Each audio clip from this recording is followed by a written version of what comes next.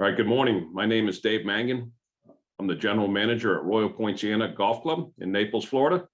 Today, I have with me Phil Newman, national industry leader for private clubs for RSM, Ray Cronin, founder and chief innovation officer for club benchmarking, and Keith Hughes, chief financial officer at Royal Poinciana Golf Club. Since I don't know exactly when you are going to be viewing this video, good morning, good afternoon, and good evening.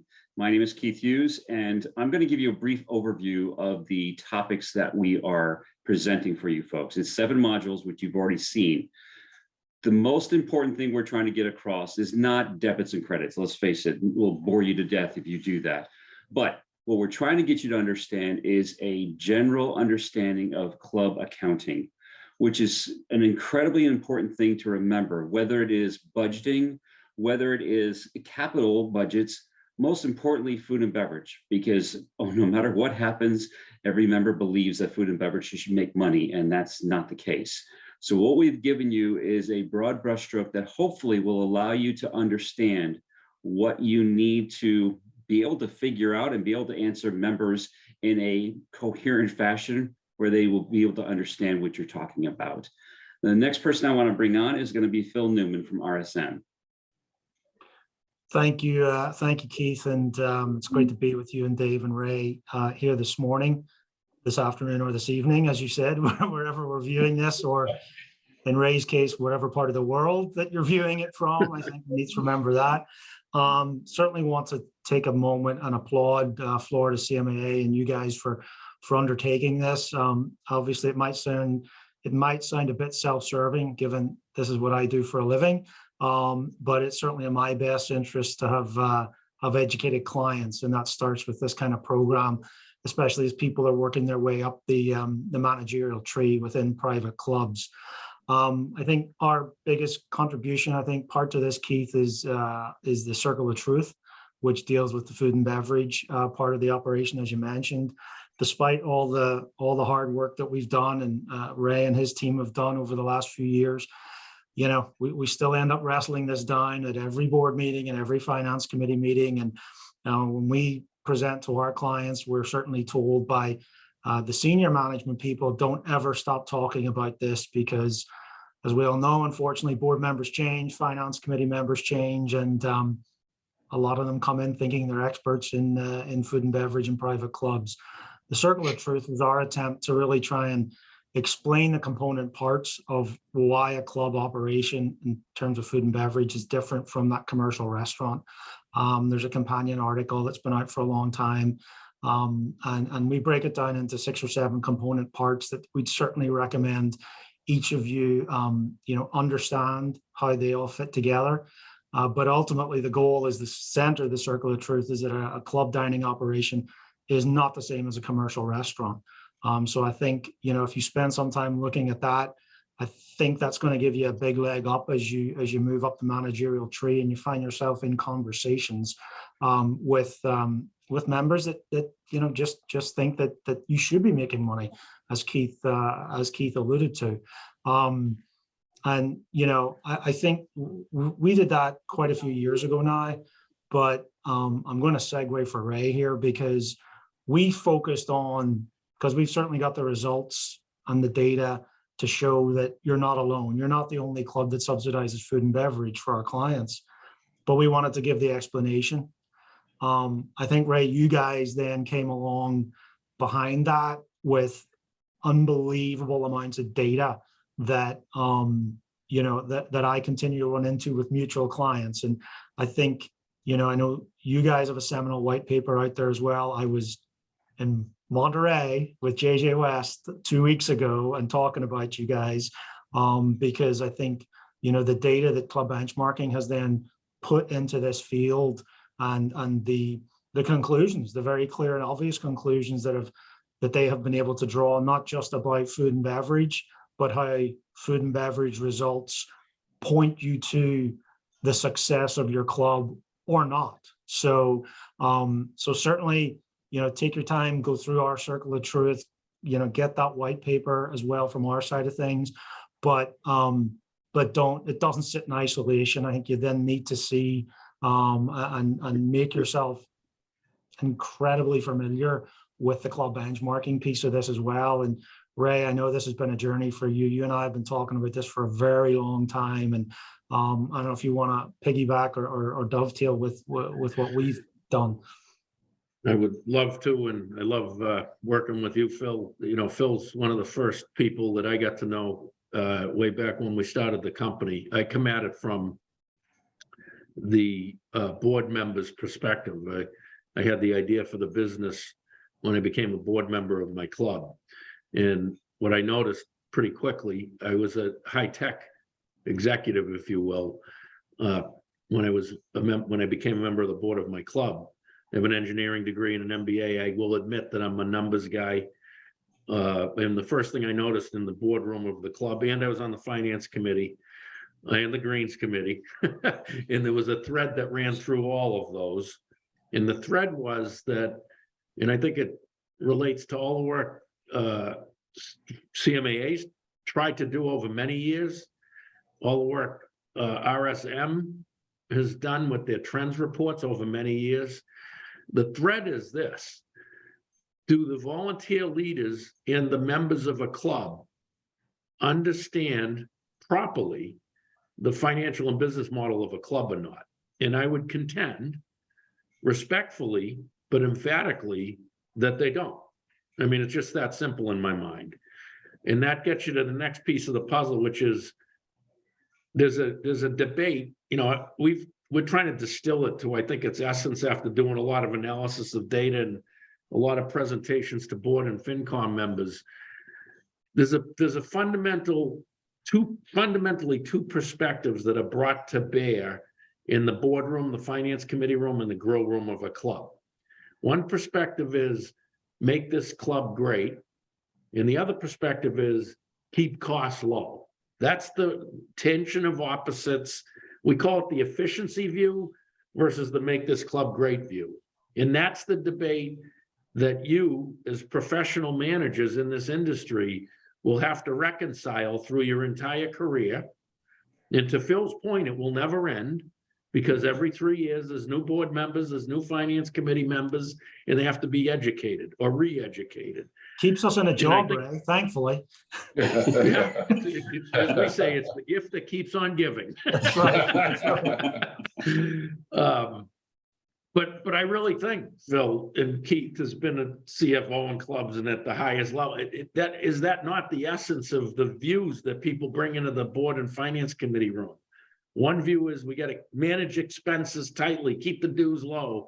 And the other one is, let's make this place great. I will say that food and beverage is the lightning rod for that debate.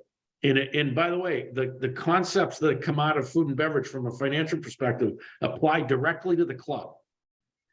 And our contribution to this module, I guess, is two of bodies of work we did. One is a white paper that I wrote titled "A Data-Driven View of F&B in Private Clubs, Food and Beverage in Private Clubs."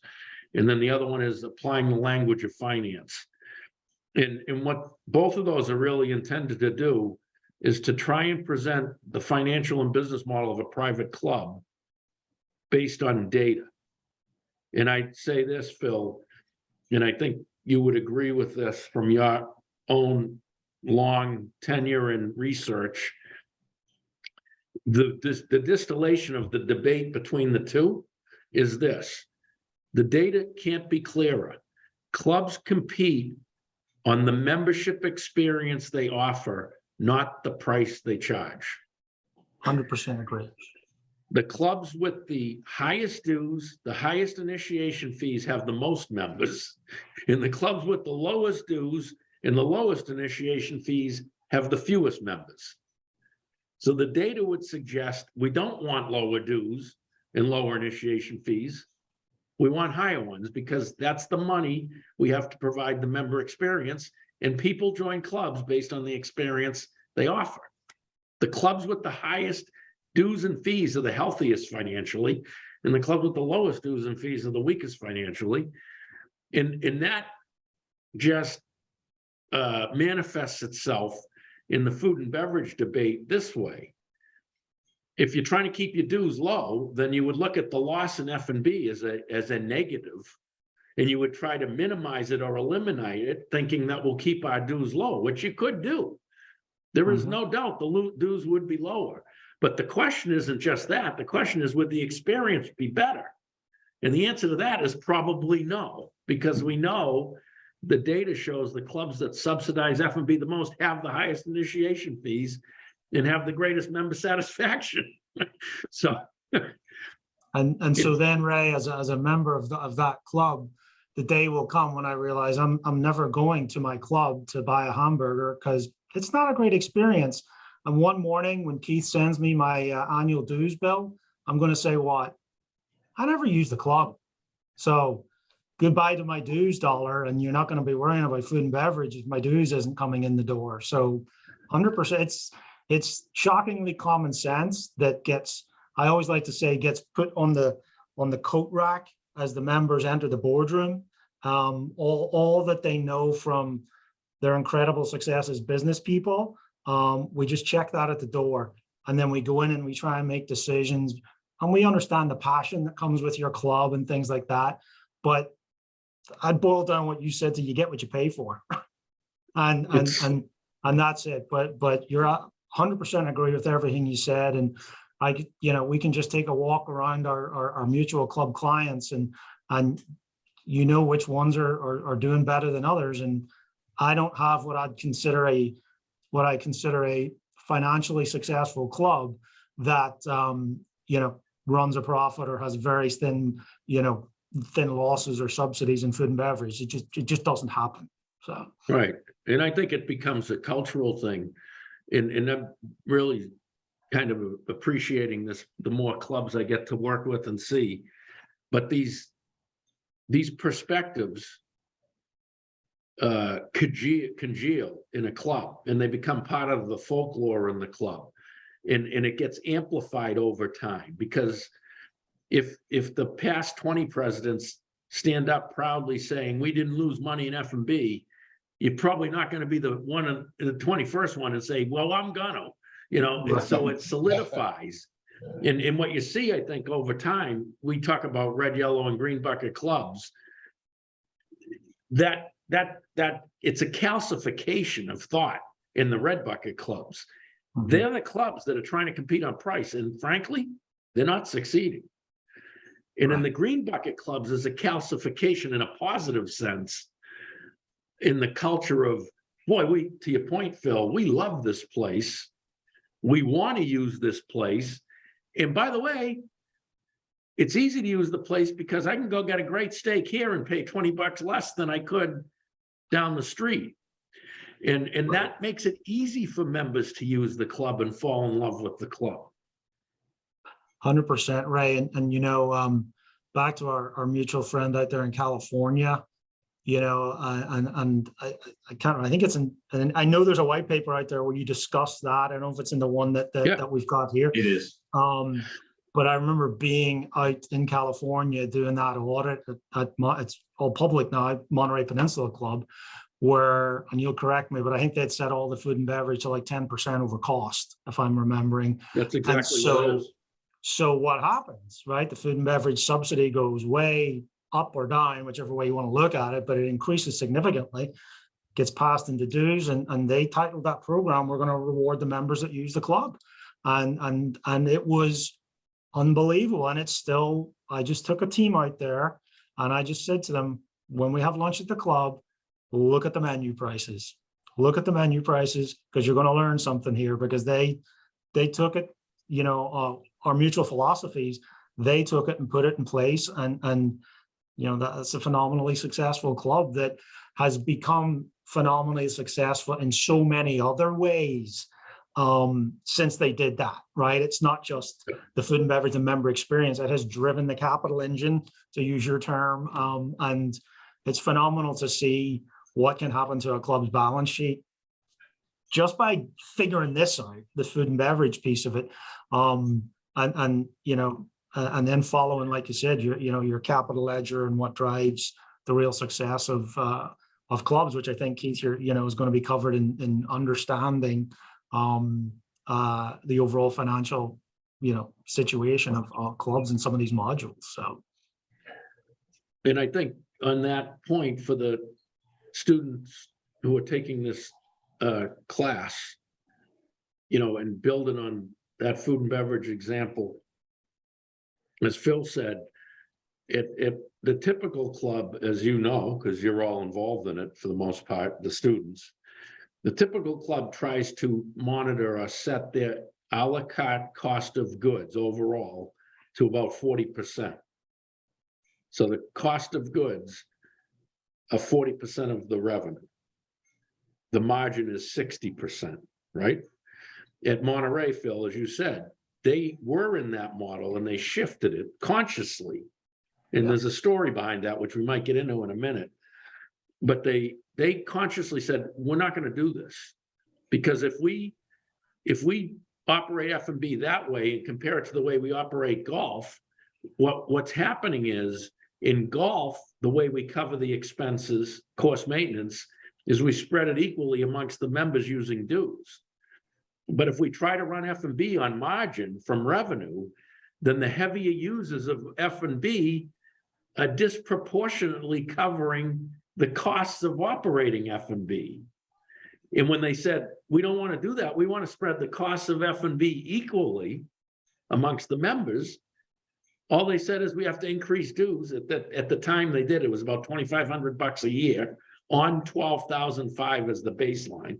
So the dues went up 20%, but then the cost, they could operate a la carte F&B to, as Phil said, 90% COGS, 10% margin, and they only did the 10% to account for the weekly variations in prices of fish and beef, just to make sure they weren't losing money. They just want to make sure that the member covers the cost of the food and beverage they consume, but all the other costs in F&B, labor, supplies, repairs, uniforms, laundry, and linen, all those other expenses are covered by dues.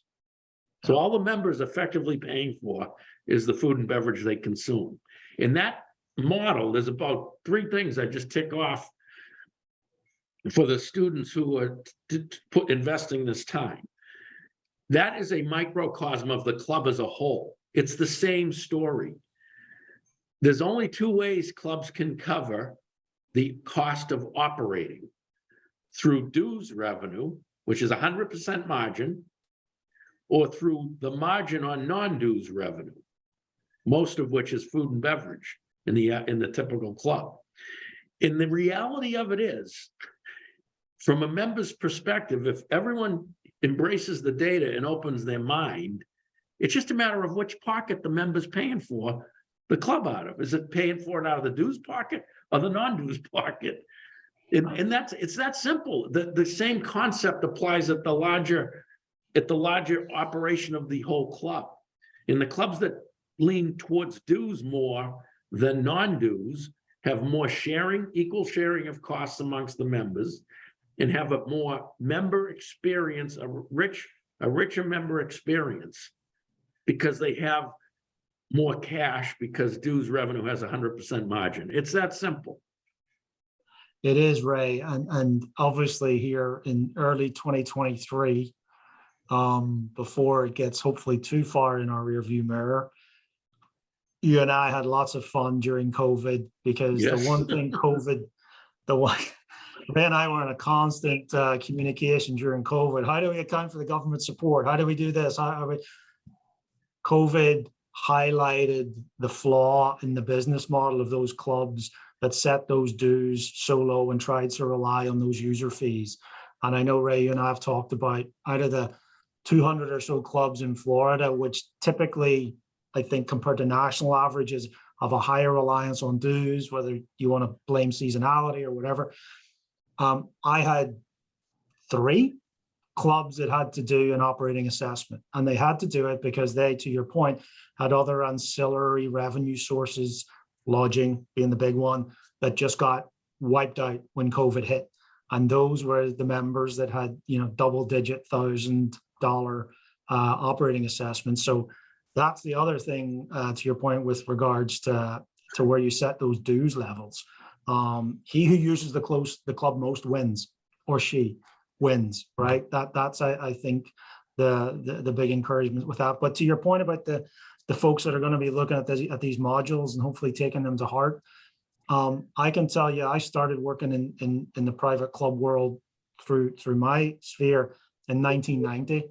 And as I've learned and hopefully grown, I don't remember a time more obvious than where we sit right now, that the level of scrutiny on managers for their financial acumen has been higher.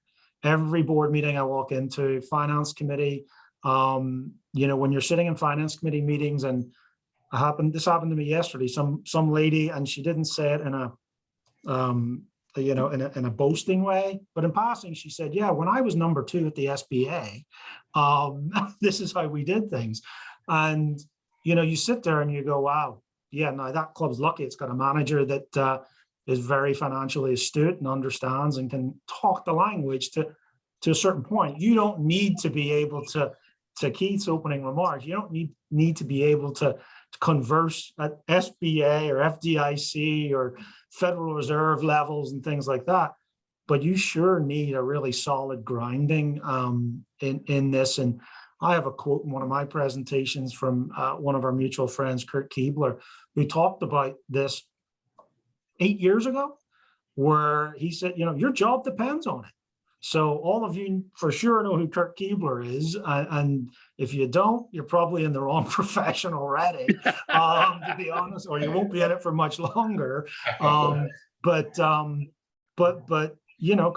Kurt obviously places some of the most significant clubs in the country with their senior management people. And the importance of having some sort of understanding of this is critical.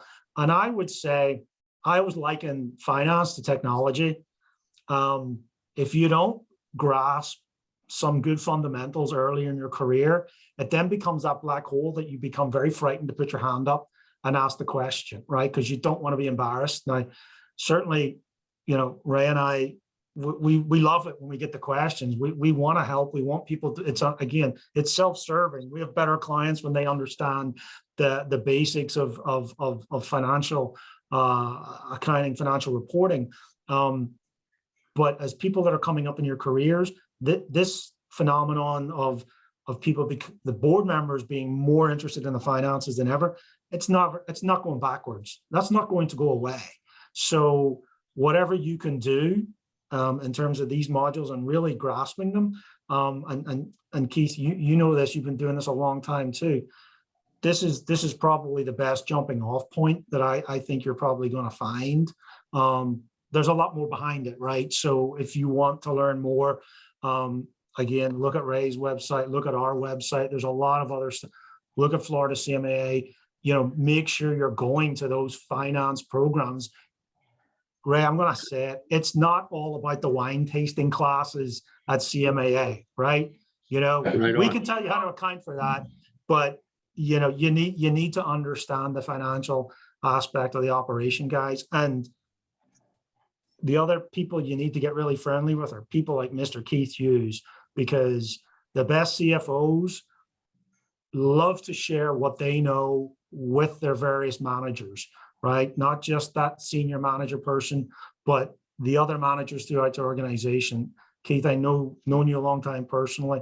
There's no greater buzz than feeling like you've shared some of that knowledge with some of those other managers, be it golf, be it food and beverage, fit, whatever it may be. So certainly, if you're not friendly with your controller or your CFO, you need to ask yourself why, because that's critically important to you as well as you come to understand some of these topics. And you'll probably have follow-up questions, and that's probably one of the best people in your club to maybe bounce ideas off as well. Yeah, great. Thanks for your perspective on those. I as a GM for the last 23 years and in the business since Ocean Reef Club in 1990, where I started, I've used the circle of truth and the F&B white paper more in the last 5 years than I've ever had to use in my career. And they are the most effective documents I've ever come across. And And I gotta say, maybe the only two I've had to use, but I would say to the, you know, our students here that are learning the finance part of our, you know, modules, it's very important to use data, use the benchmarking, use, you know, RSM's data, comparing other clubs, comparing operations. You know, it's such a great tool to help us succeed and be successful in this business. I would like to talk a little bit more on the strategic side, strategic planning and reinvesting in our clubs. We talked about higher dues and higher capital fees seem to be the most successful clubs, but we also have a strategic planning part of this to making sure we're staying up with the top clubs in the country. So maybe Ray, if you could start off and just touch base a little bit on the strategic side. Sure, I think it's a great point, David. You know, the maybe a couple of things that since we're talking about the finance module and the way it might relate to strategic planning, but when you think about accounting, accounting is a historical function. It accounts for what happened. When you think about finance, finance is a forward-looking function. Finance is about the growth of the assets under management. That's what finance is about. Strategic planning is about creating the vision that drives the future state for the club. And then if it's the right vision, the assets will grow because the market will respond to the right vision. And we discovered a metric, I believe, that, you know, has made its way maybe across the industry now, which we call net worth over time, which is the book value of the equity of the club over time. And we've charted that now since 2006 for over 1,000 clubs. And almost 40% of the clubs, their assets are worth less today than they were in 2006. And if you account for inflation, 2/3 of clubs, even with the benefit of the pandemic, their assets are worth less today than they were in 2006, which means that clubs aren't really good at looking forward and planning. Because if they were, their assets would be growing, not shrinking. And so I think the strategic planning, which is so critical, helps assure that boards and volunteer leaders are thinking about the future, not what happened last month. And I would suggest that plan, David, I think you'd agree, is seminal to getting the volunteer leaders to look forward strategically rather than looking backward tactically. Would that? Yeah, that's perfect. Absolutely. Yeah. Working too, as I work, you know, I've been at Ocean Reef, I've been at Pelican Bay, went through a strategic planning, built a brand new clubhouse, coming into another club here at Royal Poinciana that's been run by our board for 53 years. I think to get the board on a strategic plan, you know, strategic thinking, and letting us, you know, letting the senior team run the club, and let's make sure we're doing the right thing for the club and making it the best we can, and then, you know, and spending some money on that. So it takes money to make money, and I think you know, Phil, do you have any thoughts on the strategic side? Dave, you know, strategic planning, but obviously it's critical in any business, and it has been interesting, and you can tell I'm trying not to chuckle a little bit here, but it's been very interesting to watch the evolution of strategic planning in private clubs. I go back 10 years, maybe 15, and there was certainly there wasn't as many people doing or helping clubs doing strategic planning, and then it definitely became the buzzword, right? But we weren't really sure what it looked like, and for a long time, strategic planning ended up in some sort of folder or binder that, you know, sat on the general manager's shelf, and we dusted it off. And whenever we went to an education conference and somebody said, "Who's got a strategic plan?" Like, yeah, we got one. What does it say? Well, you know, not really sure. The point of one of the things that Ray brought up there with his growth in members equity metric, you know, the financial statements, and especially if you understand that metric in particular, you can actually measure the success of your strategic plan, right? And so you're going to have all these goals in there, which are critical about member satisfaction, member retention, all that sort of stuff. But measuring the business side of your strategic plan sometimes gets left behind. We kind of don't focus on that as much and think, well, how do we measure that? Well, Ray's just told you how to measure that. If your members' equity / net assets, whatever the term is, and if you don't know what your balance sheet is, go and do some reading on your own. But the line, the second from the bottom of your balance sheet, is going to say members' equity or net assets. And if that number is not advancing and getting bigger every year, hopefully, but certainly over an extended period of time, then by definition, part of your strategic plan has failed, by definition, because your business, to Ray's comment, is shrinking. I will also tell you, more than ever, the banks have cottoned on to this finally. I remember meeting with some major banks a few years ago, and them asking me about the statistic. And Ray, you were starting to do the formulative work at that time. As a CPA, that's beaten into us early on in our careers. The bank's asking me what number you look at, and I'm like, net assets, members' equity. Not anything else is irrelevant. If that number isn't increasing, then by definition, the club or the business is going backwards. And you're seeing more and more clubs, banks or lenders realizing that, and they're now focusing on that. And again, as you read through and you go through these modules, if you want additional, backup, again, some of the stuff that Ray and his team have pumped out on that metric, and Ray, forgive me, but your operating ledger, capital ledger, picture painting is, I was refer to it still today. It's such a nice way to get it out there and get people to really understand what drives strategy and what drives success of the club. And it's, to Dave, what you said, it's that capital piece, and making sure that's increasing. And that's become very difficult, despite the fact that again, we've had an unbelievable number of years with membership, membership sales. If you've got memberships to sell, that's a bonus today, right? In so many clubs.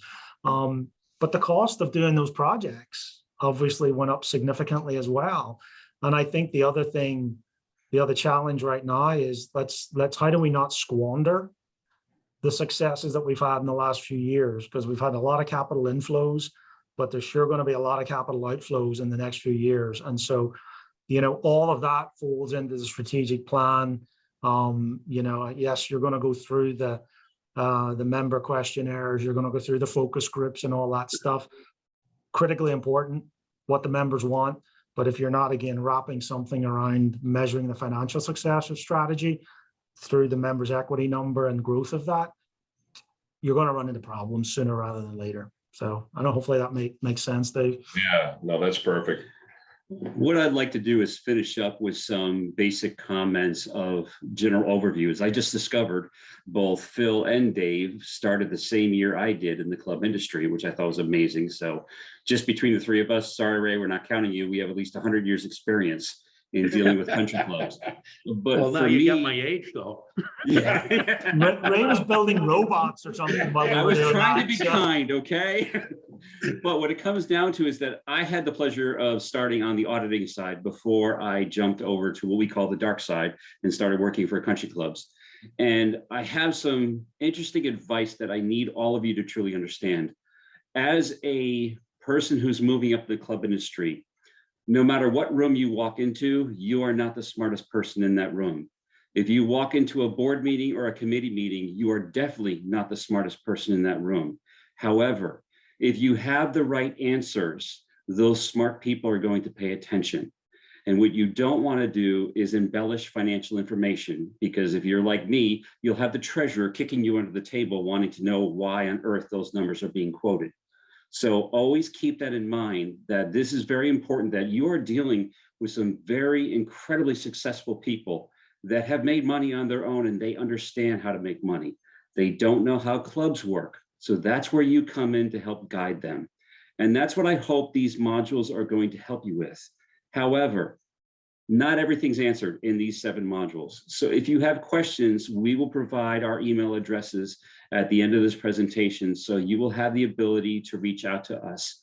And I can't focus it on saying, please reach out to us, because Phil's right. I do enjoy helping other people, especially when you're young, up and coming, and you need some help. I will stop everything to help you, because the hard part about this industry is we don't do enough teaching internally, because a lot of times you are thrown into the deep end of the pool and you have to tread water pretty quickly.